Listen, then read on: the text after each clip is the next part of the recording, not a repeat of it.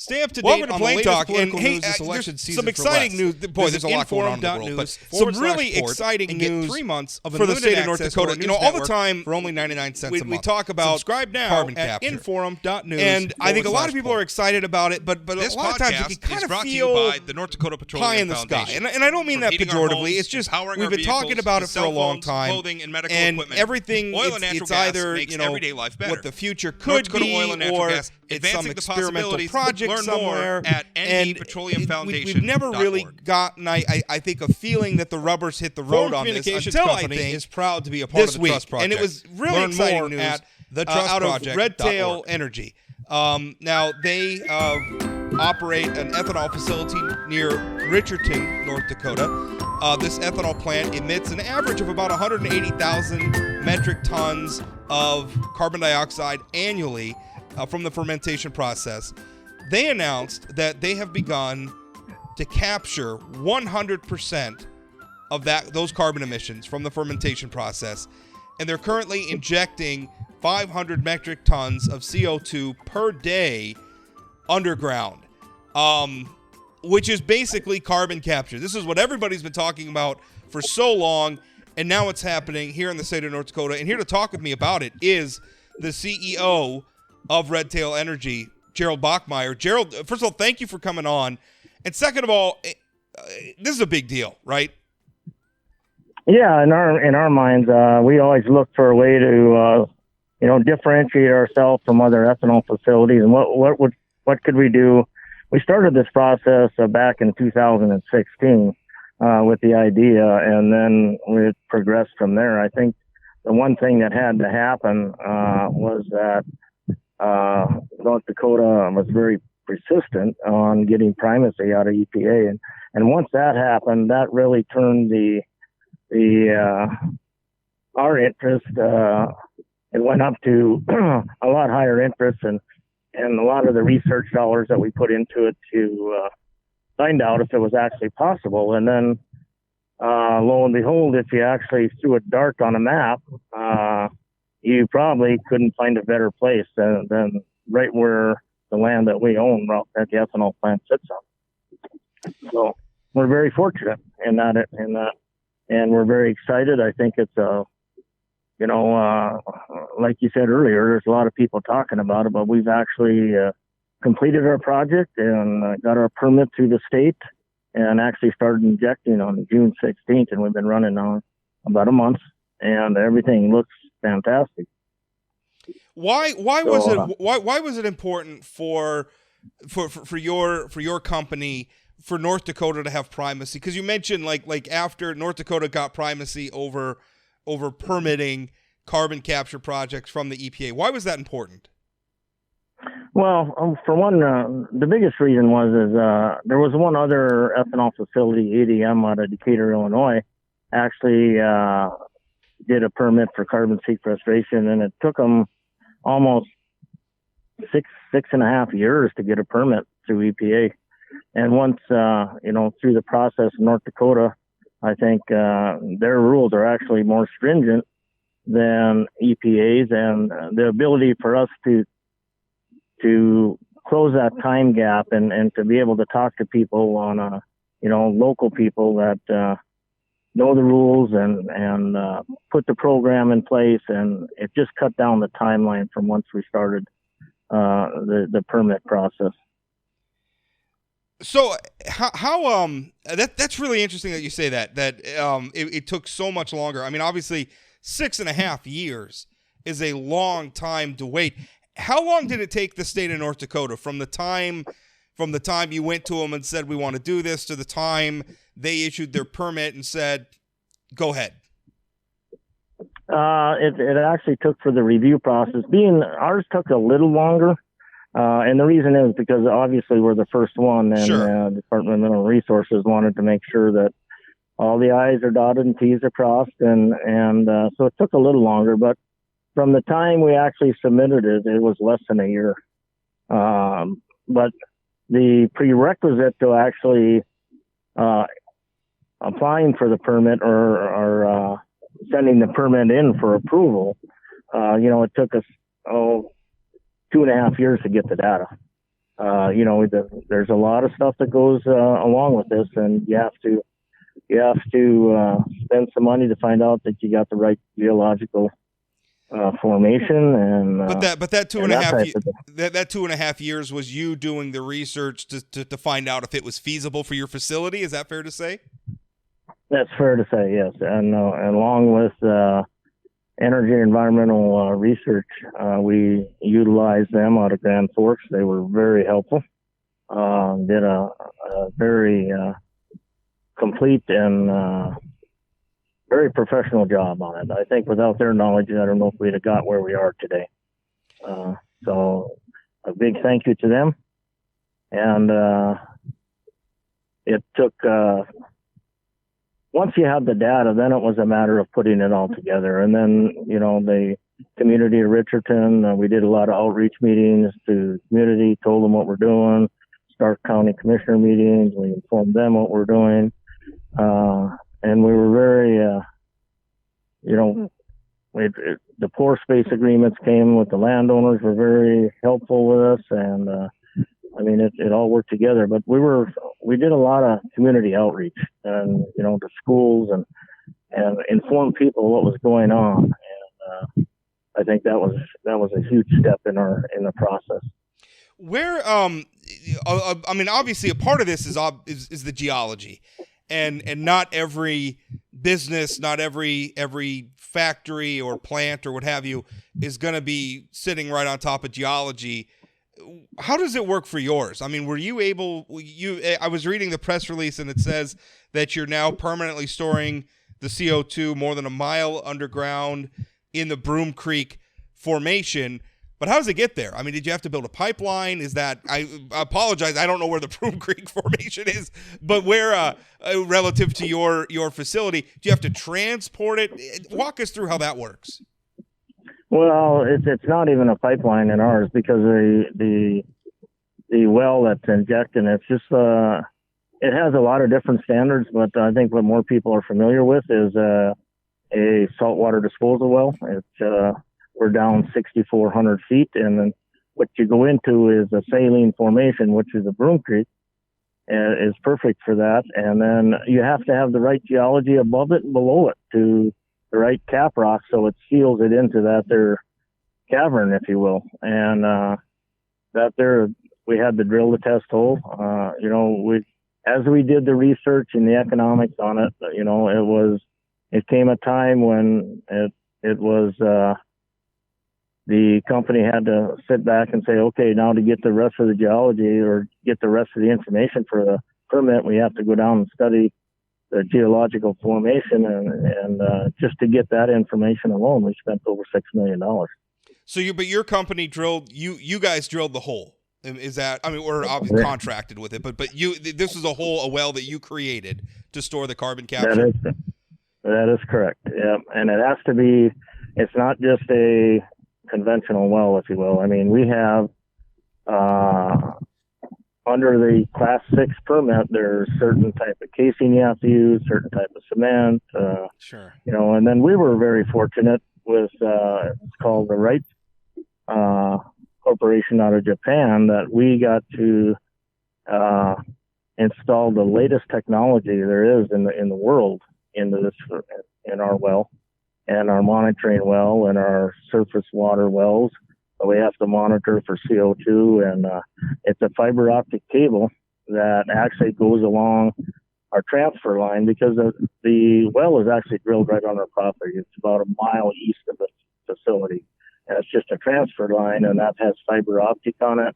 We can monitor that temperature and pressure constantly. It comes right into our control room, downhole. It monitors all of that on all our wells. And we also have what we do with that Wright Corporation as far as monitoring the plume or the CO2 that's in the ground, and you watch it.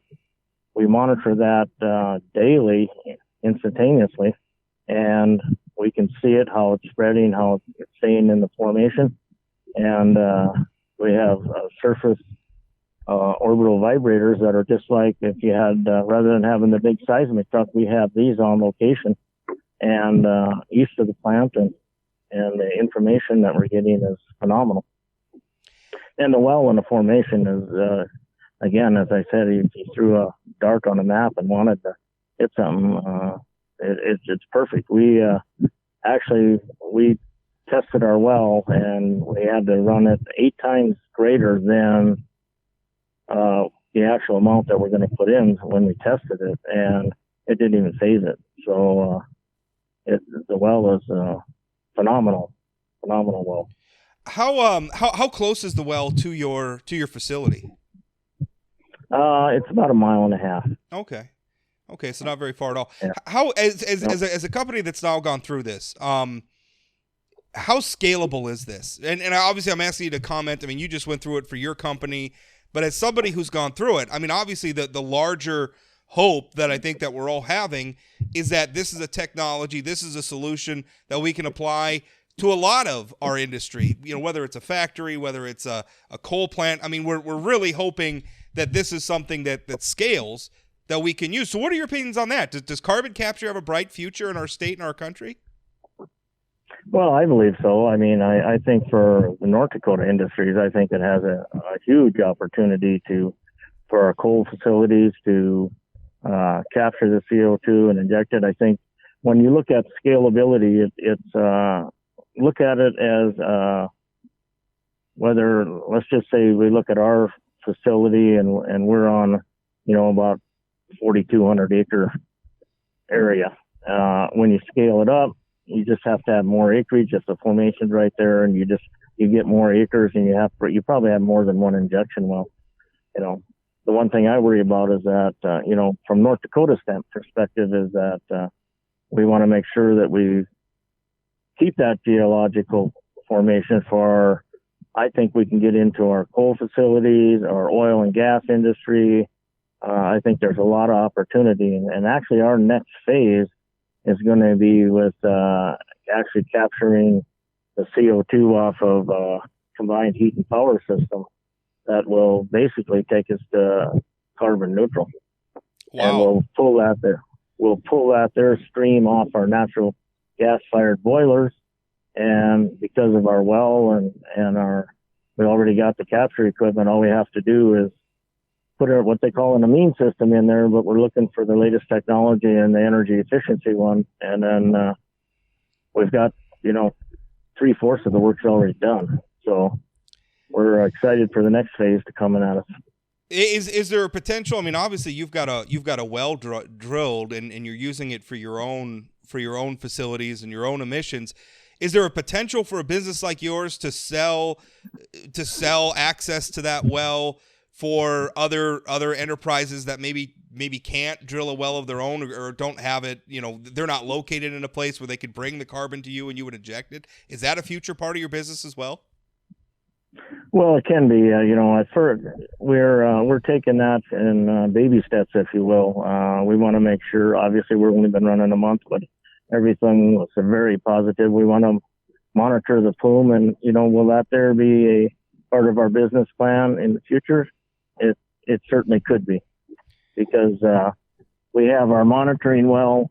One of the things that we did is we actually had, under the Class 6 permit, you have to have your what they call the injection well and a monitoring well, so you can monitor the plume and that type of thing and bring the data back. But we actually completed our monitoring well as an injection well, so we could actually do, if there was ever a problem with our current well, we could actually start injecting in our monitoring well, because we finished that well to scale of the Class 6 permit. Now, you've been talking about monitoring it. I'm assuming that part of that is to make sure that the carbon is staying down where you want it to go and it's not finding a way to get back up to the surface. Am I saying that right?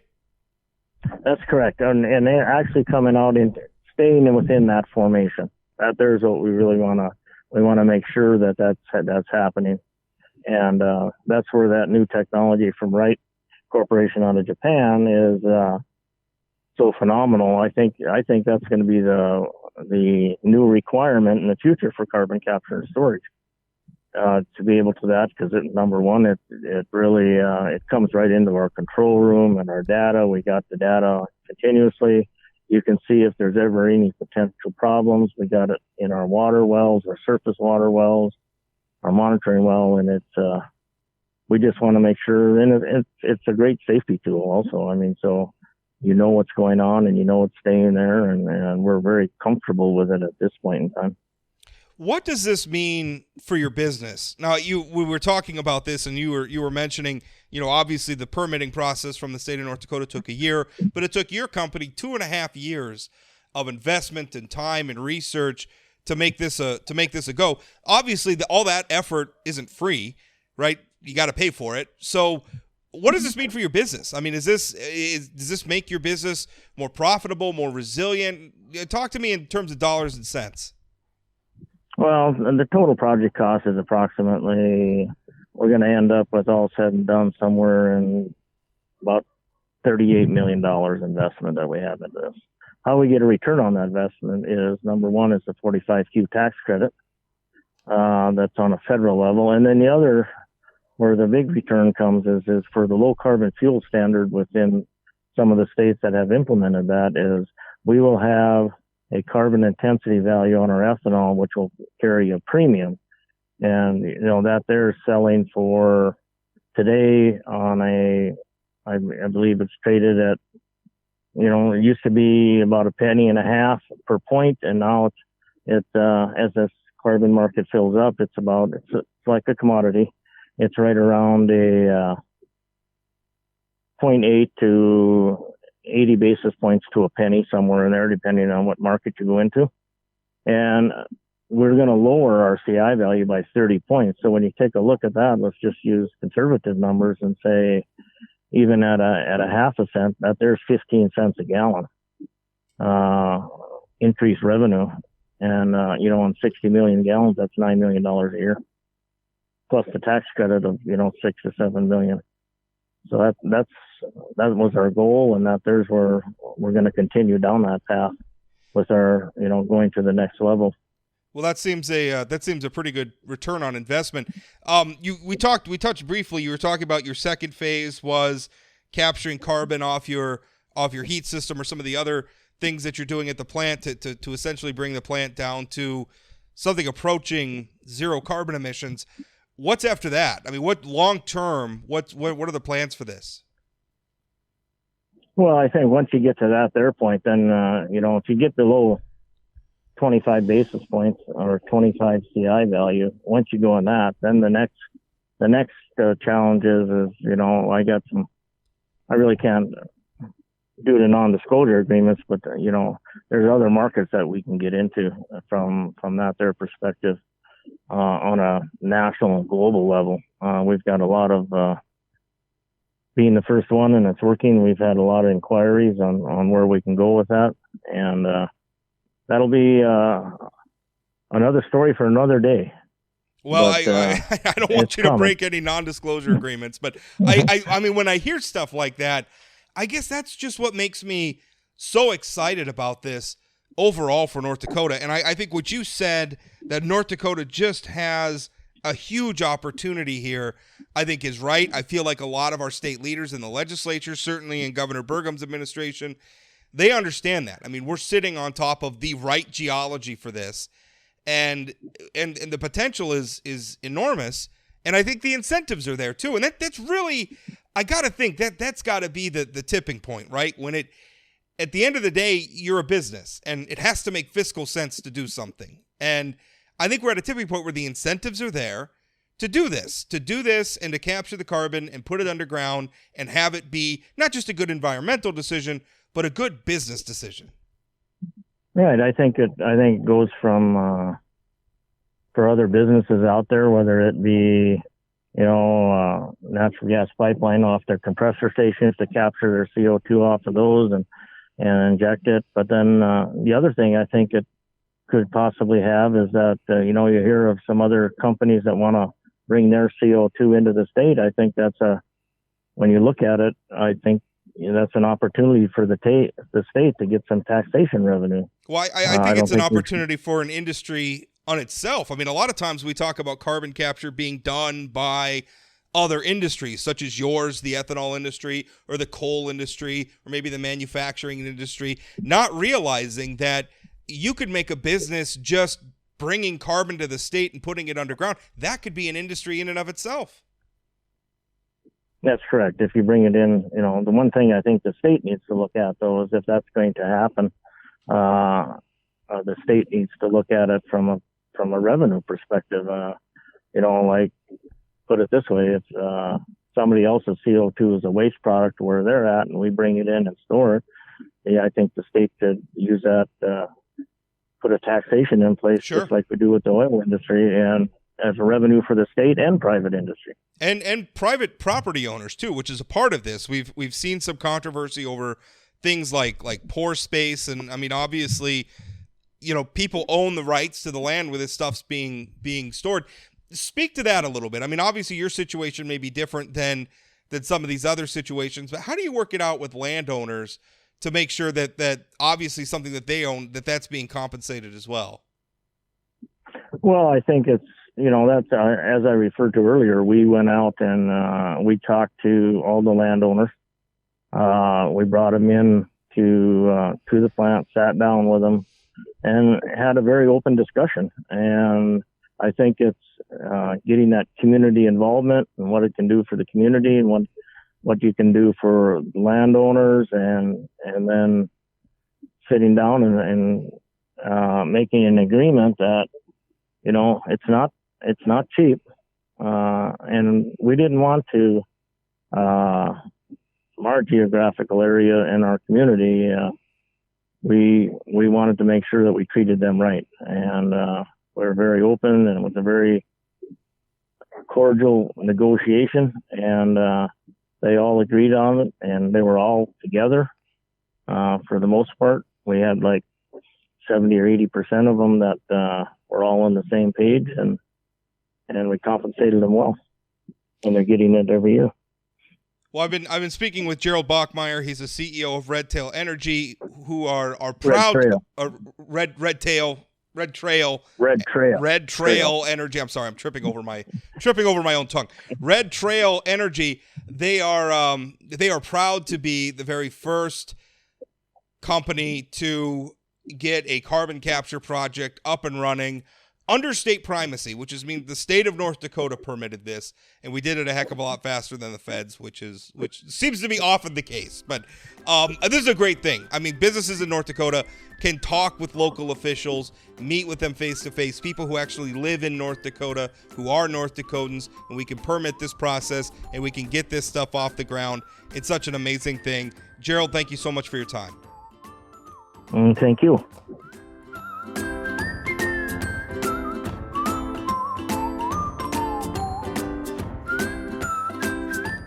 Did you know Forum Communications Company has a robust podcast library? At inforum.com/podcasts, we have everything from politics, sports, true crime, outdoor adventure, and more.